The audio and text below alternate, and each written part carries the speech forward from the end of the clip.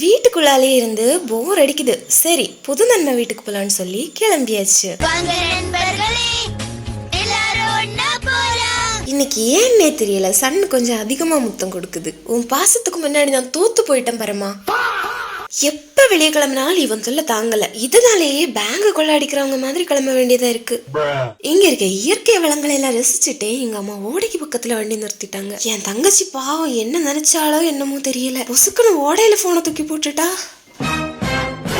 சரி என்னடான்னு அவளை திரும்பி பார்த்தா, அப்புறம் எங்க அம்மா போய் எங்க இருந்து ஒரு தம்பியை கூட்டிட்டு வந்து எடுத்தாங்க. எனக்கு ஒரே சிரிப்பா போச்சு. எங்க அம்மா கடுப்புல, வாடி வா, நீ புது போனை கேக்குற, புது போன் உனக்கு இந்த போனை கொடுத்துட்டு நான் புது போன் வாங்கிக்கிறேன்னு சொன்னாங்க. இருந்தாலும் அவ திருந்தலையே. A few moments later. சரி வந்த வேலையை பாப்போம்னு சொல்லி உள்ளால போயாச்சு. கொஞ்ச நேரம் என்ன பண்றதுன்னே தெரியாம சும்மா வீடியோ எடுத்துட்டு இருந்தோம்.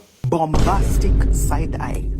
Criminal offensive side eye. நாங்க பேசிட்டு இருக்கிறத பார்த்தா நீங்க என்னமோ நாங்க பெருசா டிஸ்கஸ் பண்றோம்னு நினைப்பீங்க. Of course you are right. சோறு முக்கியம் பிகிலு. எப்ப பார்த்தாலும் சோறு சோறு சோறுன்னு. அப்படியே நாங்க அங்க இருந்து சாப்பிட்டு கிளம்பிட்டோம்.